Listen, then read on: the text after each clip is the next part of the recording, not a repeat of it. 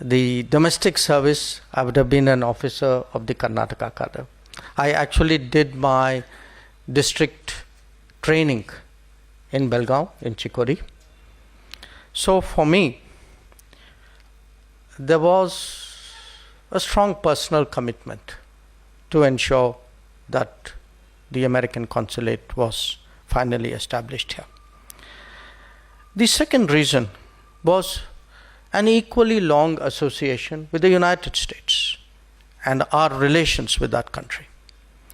And it's not as old as Bengaluru, but it's still been now 45 years of association. And somehow to me, the fact that an American consulate was not there in Bengaluru was a gap, something missing in the relationship.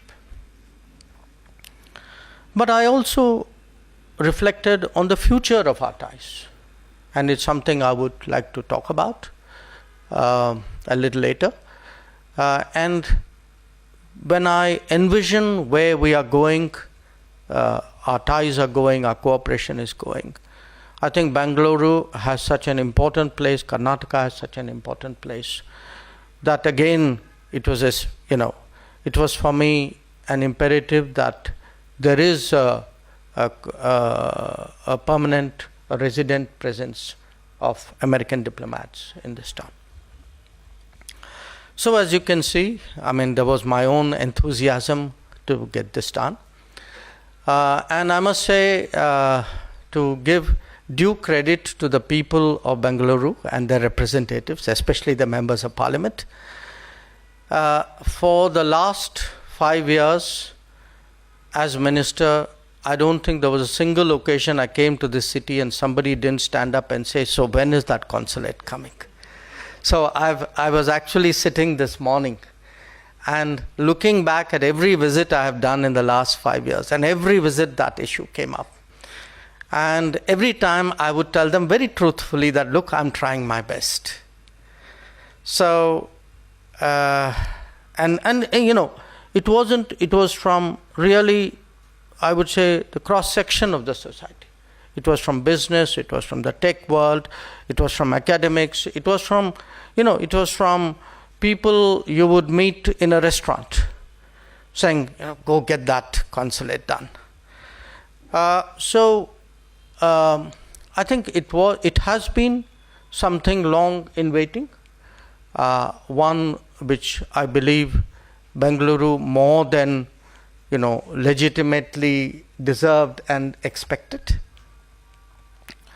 But what happened in 2023, as Ambassador Garcetti said, was we were preparing for a Prime Minister's visit. And we had just, I think, finished Secretary Blinken's visit, if my memory serves me right. And Prime Minister Modi, when we were looking at what we could be doing for the visit, actually brought up this issue and said, well, I really think people need to get this consulate done. But Ambassador Garcetti didn't tell you the full story. So I told him, you get Bengaluru done and I'll get you Los Angeles done. And which is his hometown. So we will be opening our consulate in Los Angeles also fairly soon. Now, a consulate serves many purposes. Obviously, a big part of it is to facilitate travel. So, I do want to remind people how important that is today in terms of, obviously in terms of business, in terms of professional commitments, but also in terms of the expectations that people have of their lives and of the relationships that they maintain in a very globalized era. I was checking figures and was very glad to see that last year the RPO Bengaluru issued 883,000 passports. So I'm looking at Lisa Brown and saying, okay, you've got a job on your hands here. So And that's just for 1 year. So these are 10-year passports. So you can figure out, do the maths, and you will see really, how important it is to ensure that travel is smooth, and that the preparations for that travel are as easy for the average citizen as possible. It's also relevant to mention that there are 3 flights every week from here to San Francisco. Hopefully, with more, if Boeing and Airbus deliver, there'd be more. I think that's a legitimate expectation. We are a country today who have 350,000 students in the United States. I think that is also an important consideration, and a diaspora of 5 million people. 5 million people, all of whom have relatives to whom they are deeply attached. So, as you can see, it builds a very powerful case. Now, I do understand what the ambassador said, because, we ourselves sometimes know what it is like to establish a post and get it working. So, I think today is a very, very important milestone that formally the consulate starts. And regarding the, how soon you can start visa operations, I just realized that this was my talking point number 1 with Secretary Rubio when I go and see him. So the sooner we get it done, the better it is. But let me conclude finally by saying a few words about the future of our ties and the importance of Bengaluru and Karnataka to it. Today, when we look, at all the possibilities before us, in an era of AI, of EVs, of space, of drones, I think and of bio, and it's today our relationship will be heavily based on technology, even more so than before. It will have a much bigger space component, because the space domain is actually just beginning to open up, and there are so many possibilities out there. Defense is an absolutely crucial area. I mean, 2 decades ago, there were virtually no American weapons in our inventory, very little defense collaboration. Today we fly the C-17s, the C-130s, the P-8s, the Chinooks, the Apaches.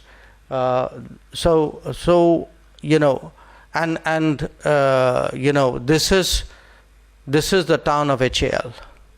In fact, it was HAL which first brought my family to this town.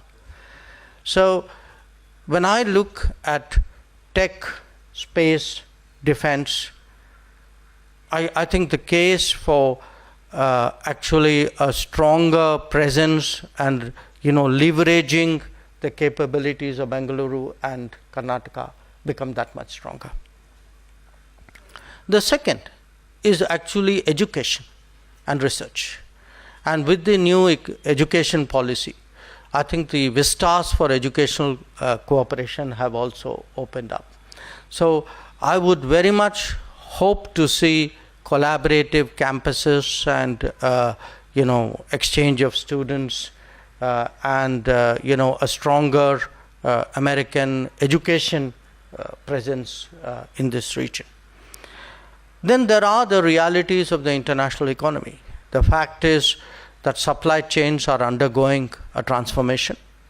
I expect this to, I think not I, but I think all of us expect this transformation to accelerate in the coming days. And as that happens, along with it on the digital side, there is a much greater emphasis on trust and transparency.